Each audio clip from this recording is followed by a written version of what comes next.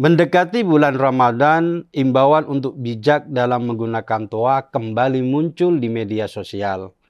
Netizen seperti Saidiman Ahmad, peneliti dari SMRC, mengingatkan bahwa perlawanan terhadap kebisingan toa dilakukan dengan cara menolak tinggal di dekat masjid. Oleh sebab itu, rumah atau kontrakan di dekat masjid susah lakunya. Orang-orang memilih untuk tinggal jauh dari masjid karena tidak mau terganggu. Penggunaan toa yang berlebihan sebenarnya sudah diingatkan sejak lama oleh banyak tokoh. Gus Dur sejak tahun 80-an sudah menulis artikel Islam Kaset dengan kebisingannya. Dalam artikel itu, Gus Dur menyinggung soal niat takmir masjid melakukan seruan kebajikan, amar ma'ruf, atau mencegah kesalahan, nahi mungkar melalui toa. Tapi kemudian Gus Dur mengingatkan bahwa Nabi Muhammad mengatakan kewajiban agama terhapus dari 3 macam manusia. Mereka yang gila hingga sembuh, mereka yang mabuk hingga sadar, dan mereka yang tidur hingga bangun. Selama ia masih tidur, seseorang tidak terbebani kewajiban apapun.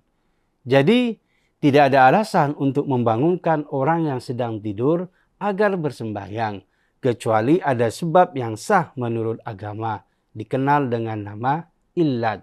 Misalnya, kiai yang mengetok pintu tiap kamar santri untuk membangunkan para santri. Illatnya, menumbuhkan kebiasaan baik bangun pagi selama mereka masih di bawah tanggung jawabnya.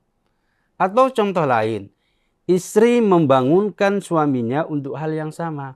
Karena memang ada illat, sang suami harus menjadi teladan anak-anak dan istrinya di lingkungan rumah tangganya sendiri.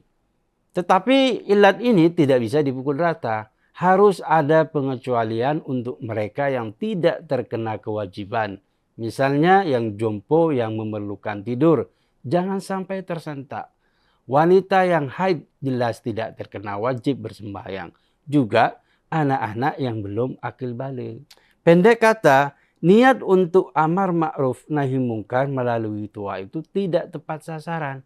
Karena tidak semua orang memiliki kewajiban yang sama. Mantan Wakil Presiden sekaligus Ketua Dewan Masjid Indonesia, Yusuf Kalla, juga mengingatkan pentingnya menggunakan toa dengan bijaksana.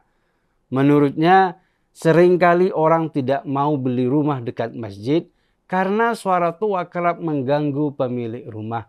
Suara itu dianggap berisik. Dia juga mengingatkan soal ibu yang punya anak bayi. Ketika anak baru tidur, tiba-tiba bangun karena berisik toa. JK juga menyinggung soal penggunaan toa berlebihan di luar keperluan azan. Misalnya setengah jam sebelum azan sudah menyalakan toa dan menyetel pengajian. Penggunaan toa dengan cara semacam inilah yang dinilai mengganggu masyarakat. Sebenarnya Kementerian Agama sudah menerbitkan edaran yang mengatur penggunaan pengeras suara di masjid dan mushola. Aturan ini tertuang dalam Surat Edaran Menteri Agama nomor SE 05 tahun 2022 tentang pedoman penggunaan pengeras suara di masjid dan mushola. Menurut Kemenak, penggunaan pengeras suara di masjid dan mushola merupakan kebutuhan bagi umat Islam sebagai salah satu media syiar Islam di tengah masyarakat.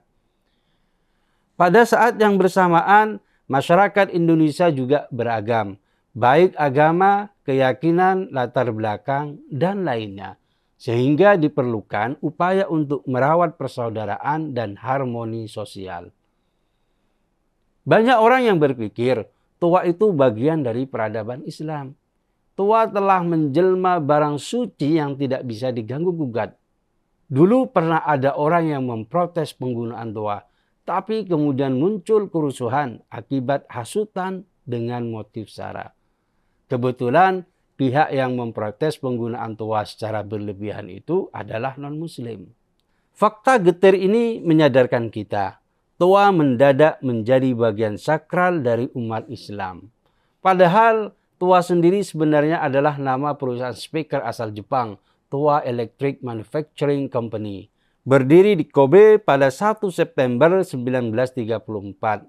Setelah 1934, TOA telah berkembang menjadi perusahaan yang memiliki reputasi dalam hal pengeras suara atau klakson.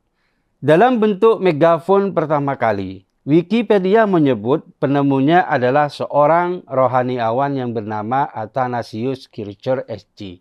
Ia adalah seorang pastor Katolik dari Ordo Jesuit, Society of Jesus, yang disingkat SG. Athanasius Kircher lahir di kota Jesa, Jerman pada tanggal 2 Mei 602. Selain seorang pastor, ia juga seorang ilmuwan dan sepanjang hidupnya telah mempublikasikan sekitar 40 tulisan yang kebanyakan dalam bidang orientalisme, geologi, dan kedokteran. Tujuan Athanasius Kircher menciptakan megafon atau tuah untuk menghasilkan suara yang lebih jelas, sehingga saat ia memberikan khutbah dapat didengar dengan jelas oleh banyak orang. Penggunaan tuah di Indonesia sudah melampaui batas. Padahal di negara-negara Timur Tengah itu penggunaan tuah atau speaker masjid diatur oleh negara agar tidak mengganggu ketentraman umum. Tapi di Indonesia banyak masjid dan mushola yang susah diatur penggunaan speakernya. Masjid dan mushola perlu speaker untuk keperluan syiar Islam, terutama azan. Tapi karena Indonesia adalah negara majmuk, penggunaan tuah harus diatur. Untuk keperluan selain azan, takmir bisa menggunakan speaker dalam. Tidak perlu menyalakan tuah dan mengganggu banyak orang. Semoga saja masyarakat bisa berpikir jernih. Tuah tidak ada kaitannya dengan Islam. Dia hanya alat untuk mengeraskan suara. Penggunaannya harus dilakukan dengan bijak dan penuh pertimbangan demi ketentraman bersama.